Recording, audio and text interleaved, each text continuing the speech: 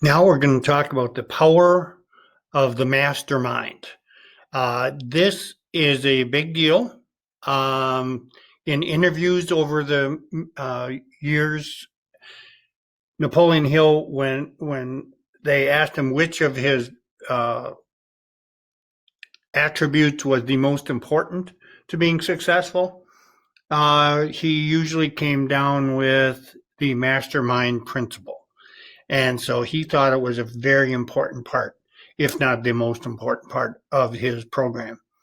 Now, how did he define power? We said this is a powerful program or powerful concept. He defined power as organized and intelligently directed knowledge. So, in order to get this, remember, you have to have some knowledge, specialized knowledge, and we're going to direct that knowledge. That alone doesn't do it for you. That's not power. But we're going to organize it and then intelligently direct it. And he's got kind of three steps. This is a slightly different way of massaging some of the material we've done earlier. But he talks about infinite intelligence, yours and others. And by if you only depend on yourself, you are limited in how much intelligence you have. But if you combine yourself with others, you're generating their knowledge also. But then there's a certain thing that comes from when you put it together and you accumulate the intelligence and the accumulated experience. You don't know everything because you haven't been through what other people have been through. There's somebody out there who knows exactly how to do what you don't know. By combining with them, you're increasing the chances of accomplishing it. And then he talks again about experiment and research. This is like the check and adjust concept. Okay, how do we get this power? We obtain the knowledge. We've talked about that before. You should be constantly trying to improve your skill sets. And then you organize the knowledge. That's the definite plan. Implement the plan by taking action. And then the power of the mastermind comes combining these other people. What is important, the like-minded people. This is, again, you're not asking for help from anybody.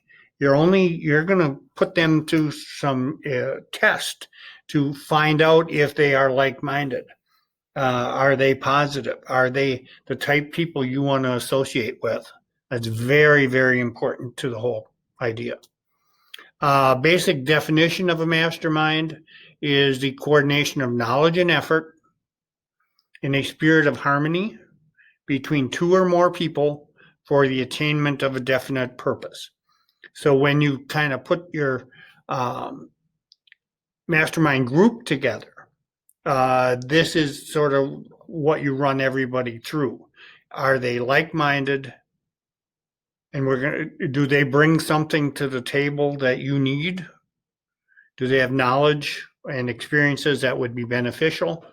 And you're going to put those together in a spirit of harmony, everybody on the same page.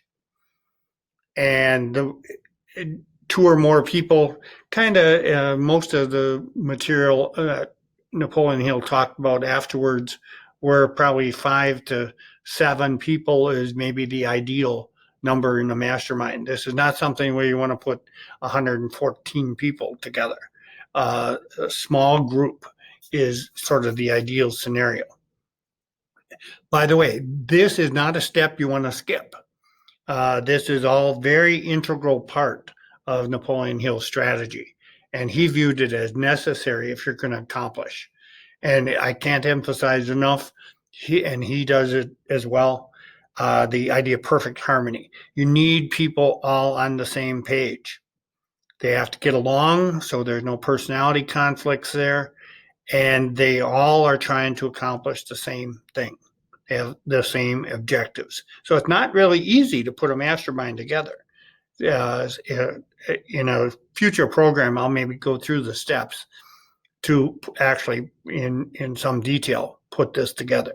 But it's not as easy as it looks on paper, because there's a number of psychological things going on here. No two minds ever come together without creating a third invisible, intangible force, which may be likened to a third mind. This is where Hill gets a little kind of esoteric and kind of touchy-feely, but he talks about this infinite intelligence, almost like a godlike influence. When you put these people together, magic happens. So again, some people don't like this element to it, but again, he pushes this quite hard.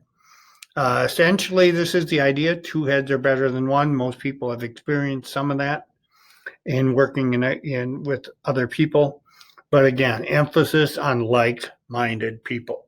This is not just whip anybody into a mastermind group. I've seen this actually done poorly in a business setting where somebody maybe read Napoleon Hill and says, "Oh, I'm going to implement the mastermind principle," and your boss comes to you and assigns, four of you in your unit and says, "You're a mastermind group," and with no thought about who's being put in there other than you're in proximity to each other. That's not going to work. You need like-minded people who want to be there. That's important. And you can't have negativity in it. No negativity allowed is probably the biggest criteria of the mastermind principle. On that note, we're going to move on.